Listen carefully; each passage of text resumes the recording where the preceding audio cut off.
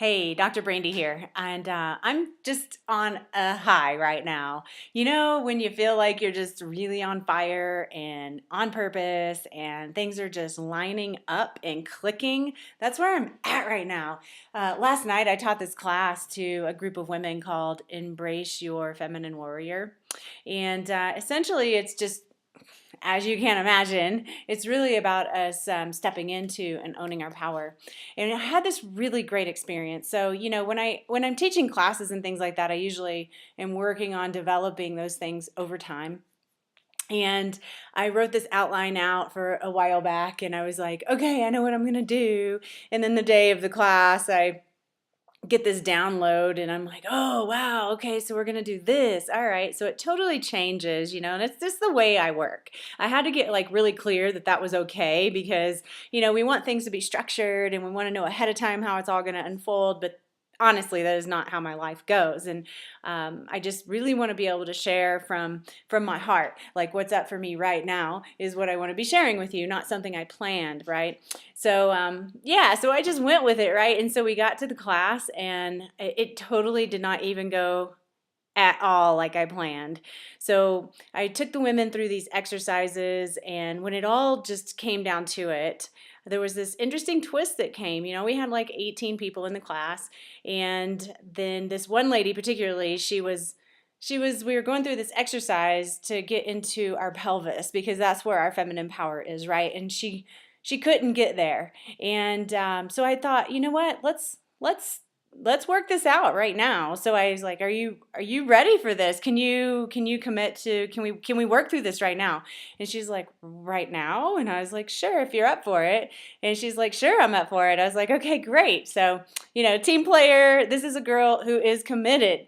And so she comes on over and we work through it. And I start just working it, helping her work it out, right? And helping her get into her body and helping her to let go of different things that she's holding on to on an energetic level.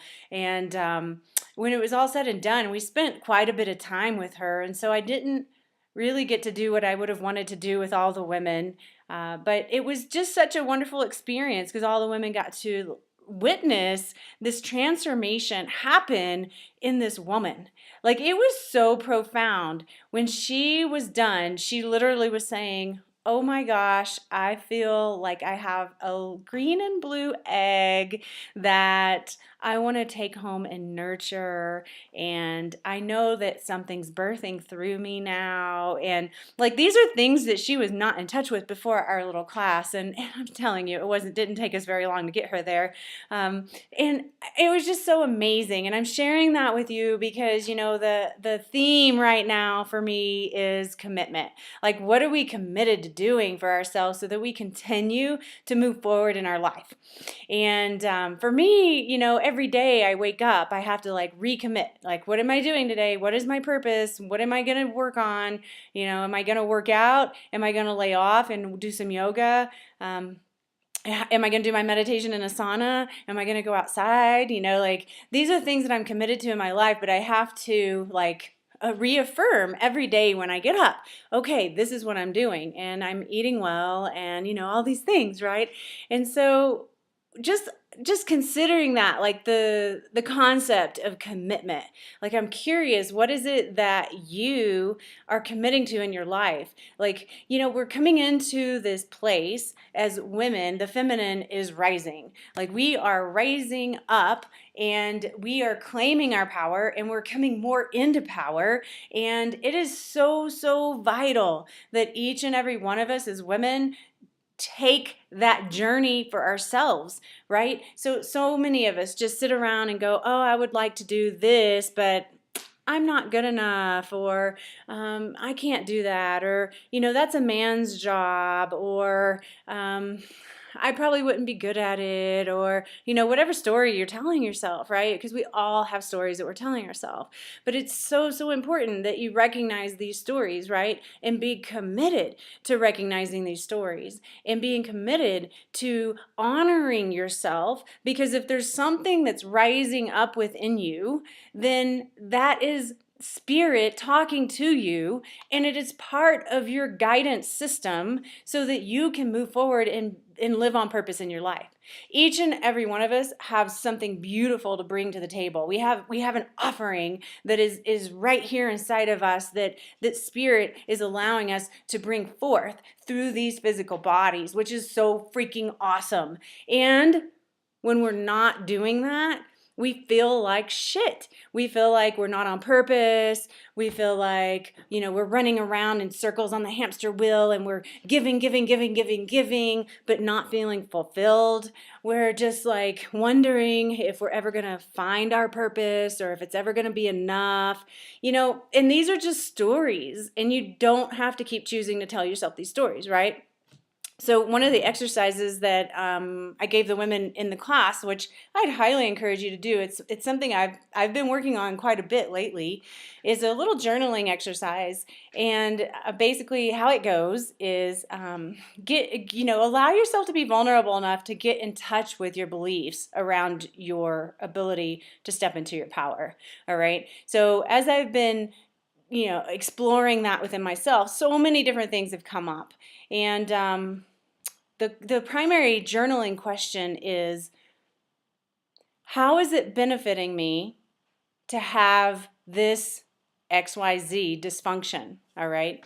So one of the things I've been working on is enhancing my level of success. I just want to get it. I want to just enhance it. I want to up level myself. I want to up level my success. I want to be more on purpose in myself and share with more intention in my life. And when I do that, causes some fear and resistance to come up within me. I feel that.